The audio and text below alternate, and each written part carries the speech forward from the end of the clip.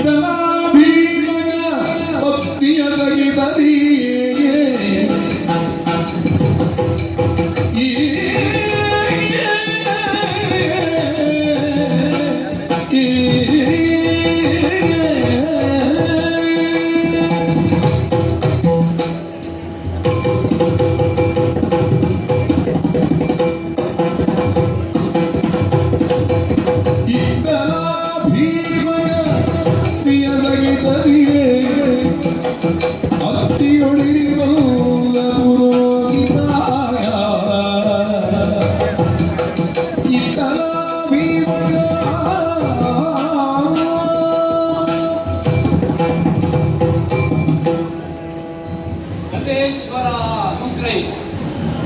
ವ್ಯಕ್ತಿಯೊಬ್ಬ ತನ್ನ ಜೀವನದಲ್ಲಿ ಇರುವಾಗ, ಸಂತೋಷದಲ್ಲಿ ಇರುವಾಗ ಸಮಯ ಕಳೆದದ್ದೇ ಗೊತ್ತಾಗುವುದಿಲ್ಲ. ನನ್ನ ಜೀವನದಲ್ಲೂ ಹಾಗೆ ಆಯಿತಲ್ಲ. ಅಖಂಡ ಆರ್ಯಾವರ್ತವನ್ನು ಆವರಿಸಿದ 56 ದೇಶಗಳಲ್ಲಿ ಒಂದಾದ ಮುಂದಿನಾಮುಲದ ಅಧಿಕಾರ ಬಳುವಳಿಯಾಗಿ ಹಿರಿಯರಿಂದ ನನಗೆ ಲಭಿಸಿದೆ. ಧೀಮಕ ನಾಮನಾಗಿ ಪ್ರಜೆಗಳನ್ನು ಮಕ್ಕಳಂತೆ ಪಾಲಿಸುವುದು ನಿಜವಾದ ರಾಜಧರ್ಮವನ್ನು ಎನಿಸಿದವರು. ಅರಸನೊಬ್ಬ ಪರಿಪೂರ್ಣವಾದ ವಾಸಬೇಕಾದರೆ ವಾಮಭಾಗವನ್ನು ಒಬ್ಬಾಗಿ ಹೆಣ್ಣು ಅಲಂಕರಿಸಬೇಕೆಂದು. ಆದ ಕಾರಣದಿಂದಲೇ ಸತ್ಗುಣ ಪ್ರಸೂತೆಯಾದ ಸತ್ಗುಣ ಸಂಪನ್ನೆಯಾದಂತಹ ಸುಶೀಲೆಯನ್ನು ವಿವಾಹ ಮಾಡಿದ. ಬಹಳ ವರ್ಷಗಳ ದಾಂಪತ್ಯ ಜೀವನದ ಬಳಿಕ 2 ಮಕ್ಕಳನ್ನೂ ಪಡೆದೆ. ಮಗನಿಗೆ ದಮನೆಂದು, ಮಗಳಿಗೆ ದಮಯಂತಿ ಎನ್ನುವ ಹಾಗೆ ಶುಭ ನಾಮಗಳನ್ನಿರಿಸಿದೆ. ಸಕಲ ವಿದ್ಯಾ ಪಾರಂಗತಗಳನ್ನು ಮಾಡಿದ್ದೇನೆ ಎಂಬುವ ಹೆಮ್ಮೆ ನಮಗಿದೆ. ತಂದೆಯೋರ್ವನ ಹೊಣೆಗಾರಿಕೆ ಪೂರ್ಣವಾಗುವುದು ಕನ್ಯಾದಾನ ಮಾಡಿದಾಗಲೂ ಹೌದು.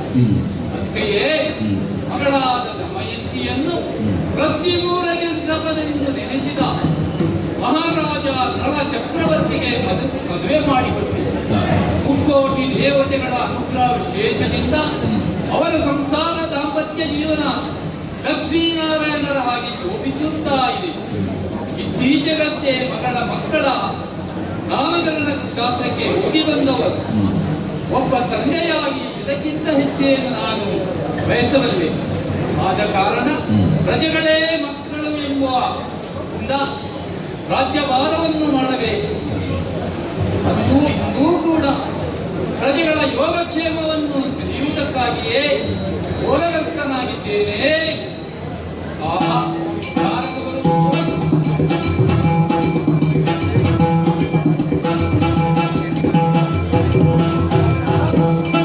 ಇದನ್ನು ಗುಣಪುರೋಗಿತನಾಗ ದಮಯಂತಿ ಪುತ್ರನು ಬರಲು ಕಂಡು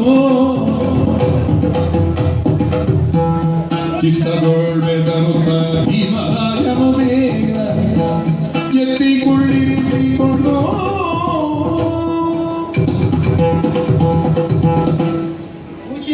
ಧೀಮಕ ಮಹಾರಾಜ ಹೊಂದಿಸಿಕೊಂಡಿದ್ದೇನೆ. ಶುಭವಸ್ತು. ನಮ್ಮನ್ನು ಎಲ್ಲಿಯೋ ನೋಡಿದ ಅನುಭವ ಬರುತ್ತದೆ. ನಳನ ಪುರೋಹಿತನಲ್ಲವೇ? ಇವರು ನನ್ನ ಮೊಮ್ಮಕ್ಕಳಲ್ಲವೇ?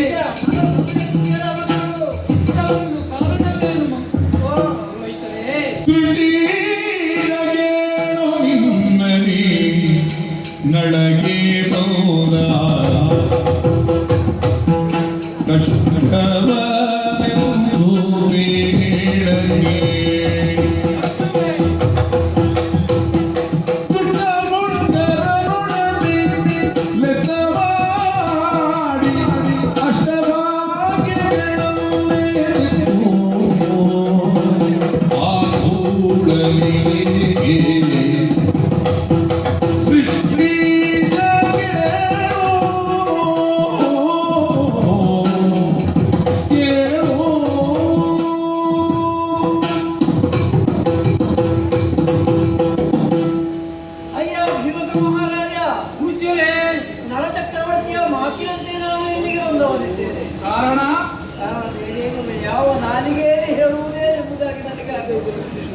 ಏನಾಯ್ತು?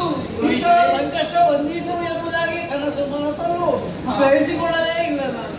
ಸ್ವಾಮಿ, ಏನು? ಮೊನ್ನೆ ದಿವಸ ಹಾ. ನಮ್ಮ ನಿಷಧದ ಅರಮನೆಗೆ ಹಾ. ಅವನ ಸಹೋದರನಾದ ಉತ್ತರ ನಿಷಧದ ಅಧಿಪತಿ ಹಾ. ಪುಷ್ಕರನು ಬಂದ. ಹಾ. ಬರುವಾಗ ಓರ್ವ ಬ್ರಾಹ್ಮಣನೂ ಇದ್ದ. ಹಾ. ಜೊತೆಯಲ್ಲಿ ಪಗಡೆಯಾಟವನ್ನು ಆಡಿದ್ರು ಸ್ವಾಮಿ. ಹಾ. ರೊಕ್ಕದ ಭಂಡಾರ ಹಾ. ನಿಷಧ ಪುರವನ್ನೇ ಕಳಕೊಂಡು ಅಷ್ಟೇ ಅಲ್ಲ, ಎಲ್ಲವನ್ನು ಕಳಕೊಂಡದ್ದು ಮಾತ್ರ ಅಲ್ಲ, ಹಾ. ನಳ ದಮಯಂತಿ ಇರುವರನ್ನು ಒತ್ತೆ ಇಟ್ಟು ಹಾ. ಪಗಡೆಯಾಟದಲ್ಲಿ ಸೋತು ಹಾ. ಹಾಗಾಗಿ ಕಾಡುಬಾಲಾಗಿ ಹೋಗಿಲ್ಲ. ಬೀಗದ ನುಡಿತನದಿ ಮೂರ್ತಿಯನಾದ ಭೂಲರಾಮನುದು ಗುಡಗಿ ಏಳುತ್ತಲ ಹೀಗೂ ಆಯ್ತೆ. ಬಾಲೆಯ ಭಂಗ ಸವಿಗೊಡನೆ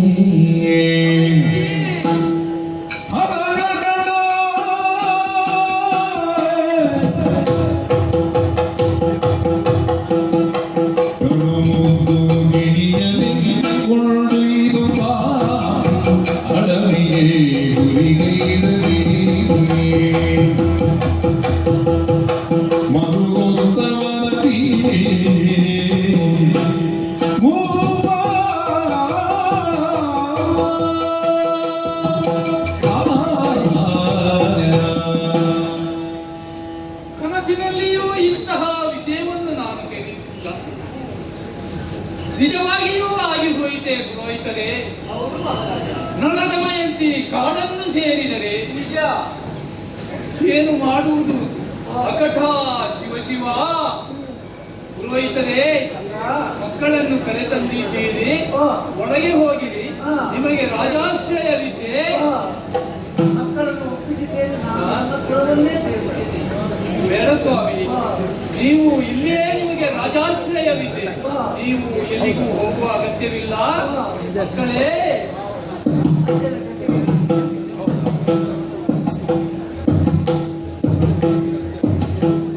ಇಂತಹ ವಿಷಯ ನಡೆಯಿತನ್ನು ನಾನು ಕನಸಿನಲ್ಲಿಯೂ ಕಾಣಲಿಲ್ಲ. ಏನು ಮಾಡುವುದು? ಆ, ನನ್ನ ಸಹಪಾಠಿಯಾದ ನನ್ನ ಜೊತೆ ಇರುವ ಪುರೋಹಿತರಿದ್ದಾರೆ. ಕುಲದ ಹಿತವನ್ನು ಬಯಸುವವರು, ಅವರನ್ನೇ ಕರೆಯುತ್ತೇನೆ.